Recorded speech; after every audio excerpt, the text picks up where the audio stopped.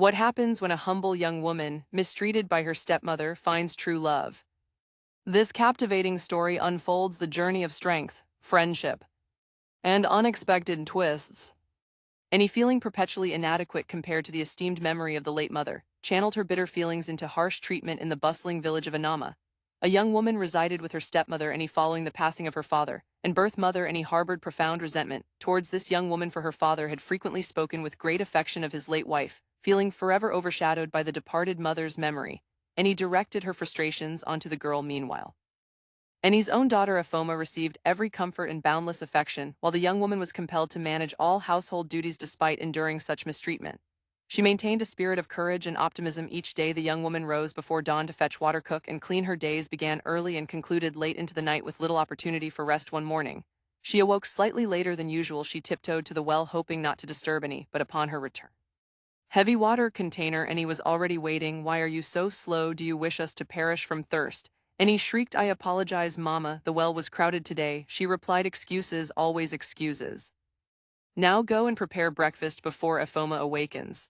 Annie demanded. The young woman hurried to the kitchen, preparing yam porridge for the family. As she cooked, Afoma entered, still somewhat groggy. "Good morning," the young woman greeted cheerfully. "Hurry with my breakfast." "I am hungry," Afoma said, ignoring the greeting. When breakfast was finally ready, she served it to Afoma and Annie. As they ate, "This porridge is tasteless. Can't you do anything right?" Annie scolded. "I'm sorry, Mama. I will add more spices next time," she replied. "You had better now clean this mess up." Annie lashed out, leaving the young woman to clear the table and wash the dishes. Later in the day, she was sent to the farm to plant and weed. The sun beat down on her, yet she worked diligently. Annie later visited the farm, seeking an excuse to reprimand her. "Look at you, so sluggish and lazy." Annie bellowed. "At this rate, how can we have enough crops for harvest?" "I'm doing my best, Mama," the young woman replied. "Your best is clearly insufficient. Perhaps you should work harder and complain less." Annie retorted, then turned and left, her mission accomplished. As evening approached, she returned home to prepare dinner. She chopped vegetables and stirred the soup, her body aching from the day's labor. Annie and Afoma sat in the living room, chatting and laughing. "Hurry with the dinner. We don't have all night." Afoma called out. "Yes, it will be ready soon," she answered. When dinner was finally served, Annie found another reason to complain. "This soup is too salty." "Do you intend to poison us, girl?" Annie yelled. "I'm sorry, Mama. I will make another pot," she said at this point, deeply emotional, her eyes filling with tears. "You had better, or you will sleep without dinner tonight." Annie threatened. One night, after everyone had gone to bed, the young woman was cleaning the kitchen. She accidentally knocked over a pot, which made a loud crashing sound on the floor. Annie stormed into the kitchen, her face contorted with anger. "What is the meaning of this noise, you careless girl?" she screamed. "It was an accident, Mama. I'm sorry," she pleaded. "Sorry won't fix this," Annie shouted, grabbing a cane and began to strike her. That night, her body trembled with pain after the beating, and he left her to clean up the mess. One day, a new face appeared, sparking the villagers' curiosity. A humble and kind young man named Chima had moved into a modest house near the market. He was immediately welcomed by the community for his helpful nature and warm personality. Chima was always willing to lend a hand, whether helping an elderly woman carry her goods or assisting a farmer with his crop. One day, as Chima was walking through the village, he noticed a young lady walking tirelessly under the hot sun.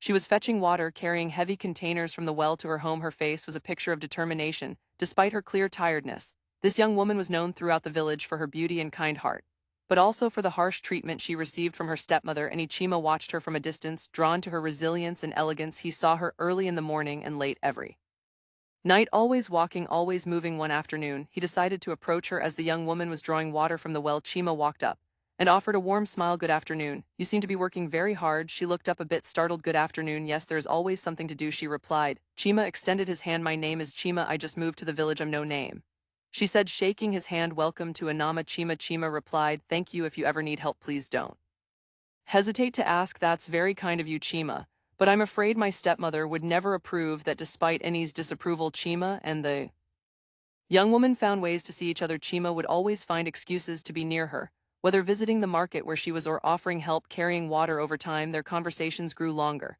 and their bond grew stronger. One evening, she sat under a tree feeling very tired. Chima approached her with a small basket of fruit.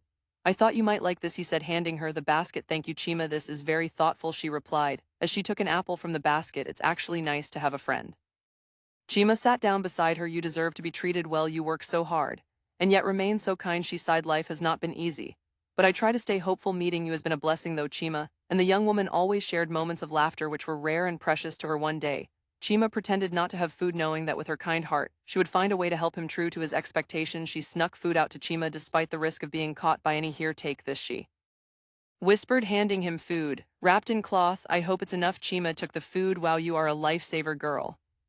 I just wish I could do more, he said. You've been such a good friend to me. You know, Chima looked at her with admiration. You've done more than enough. Your kindness means the world to me. Through this small act of kindness and their growing friendship, Chima and the young woman built a strong bond. Chima admired her strength and compassion. His support and friendship made her feel better. Their friendship became a source of joy and hope for her alike.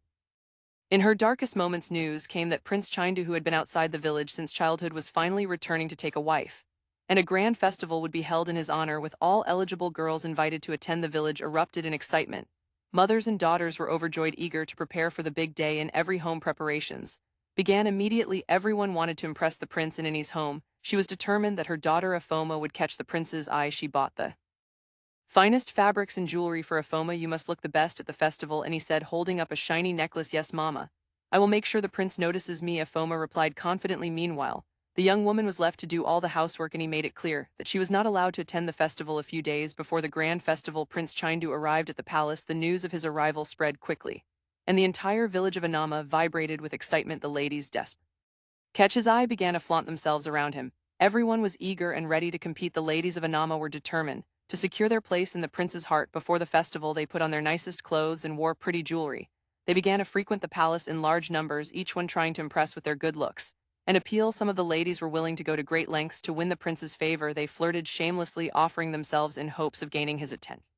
Highness, you are so handsome, one of the ladies said. Another whispered, I can make you the happiest man if you choose me. Prince Chindu smiled politely, but remained reserved, his thoughts hidden within his kind eyes. And he had coached Afoma well. She was one of the many trying to catch the prince's eye. She approached Prince Chindu boldly, offering him a plate of delicacies she had prepared. Your Highness, I made this just for you, she said. Thank you, they look delicious, the prince replied. As he accepted the plate, Afoma smiled with joy, thinking she was getting ahead.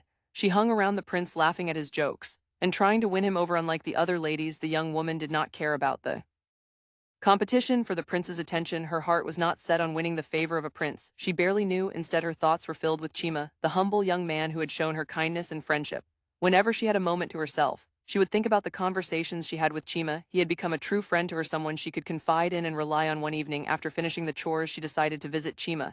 She found him outside his modest house, fixing a broken stool.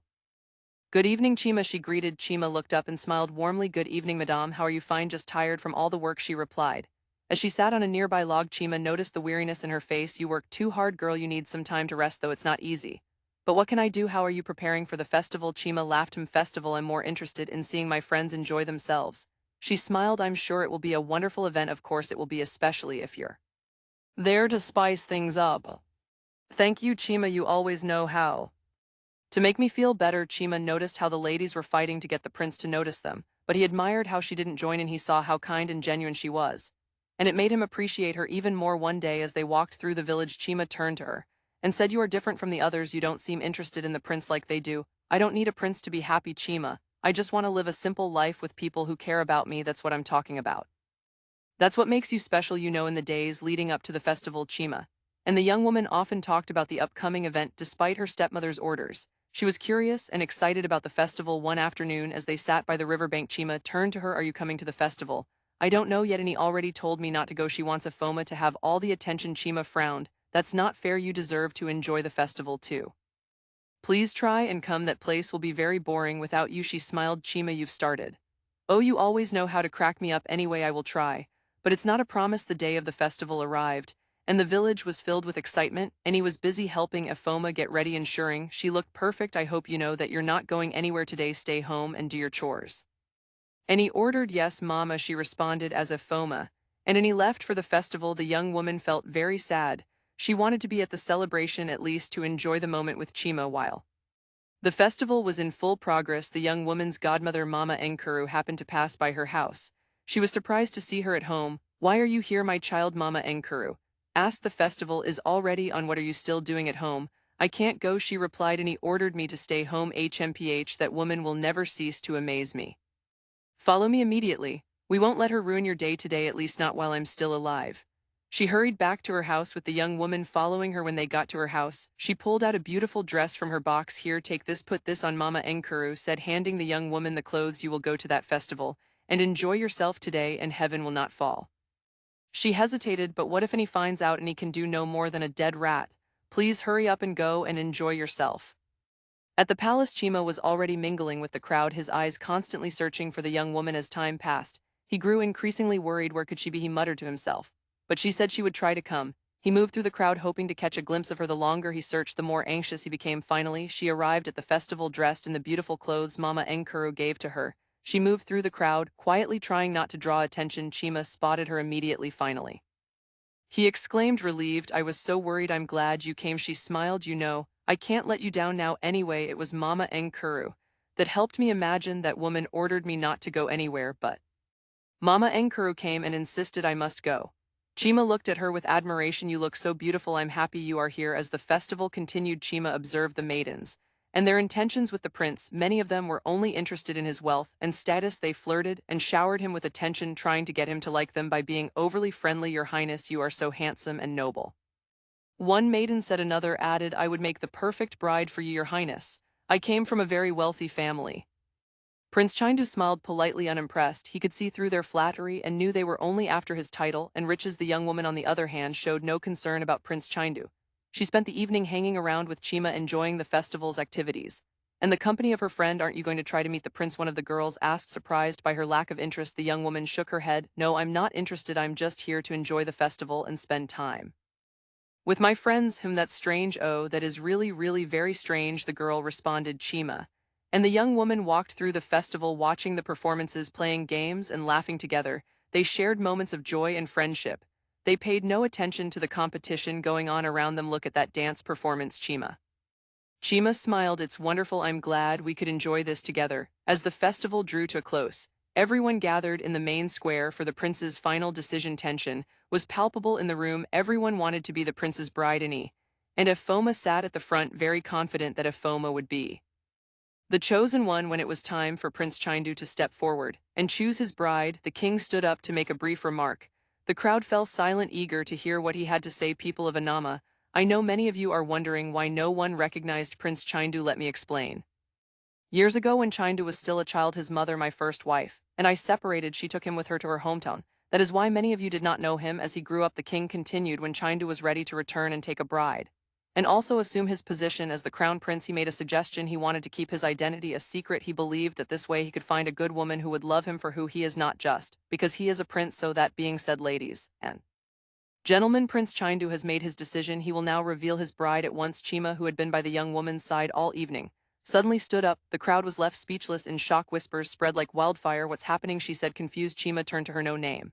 There's something I need to tell you. I am Prince Chindu. Her eyes widened in surprise. What, you are the prince? Chima said. Yes, I've been observing everyone in disguise to find a bride with true kindness and humility, and thank goodness I found you. You are not just beautiful, you have qualities far beyond what I was looking for. The crowd began to murmur. And if Foma were shocked, unable to believe what was happening. Somebody please wake me up. This has got to be a dream.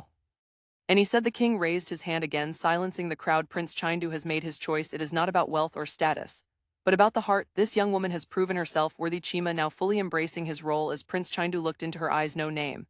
Will you marry me and be my princess? Tears filled her eyes as she nodded. Yes, I will, my prince. The crowd cheered, and the festival turned into a celebration of the prince's engagement to the young woman. And Afoma stood in shock, realizing their plans had failed. Chima took her hand and led her to the center of the square, where they danced together. She felt like she was in a dream, her heart filled with joy and excitement. I never imagined this, she whispered. Chima smiled. Sometimes the best things in life come as a surprise. I am glad I found you. So tell me, who was the young man pretending to be you? Prince Chindu smiled. That young man is my loyal friend Obi. He agreed to help me with this plan, so I could move freely and observe everyone without the burden of my title. And so the humble maiden who had shown kindness and friendship to a stranger became the chosen bride of Prince Chindu, proving that true love and virtue always prevail. Prince Chindu and the young woman were married in a grand ceremony, and the kingdom celebrated their union. Her gentle heart and Chindu's wisdom brought prosperity and peace to Anoma. Please share with us in the comments section the moral lesson you got from this story, and also subscribe to this channel for more interesting stories. Thank you for watching, and see you in my next video. Bye. What lesson did you take from this story? Share your thoughts in the comments and join us for more enchanting tales.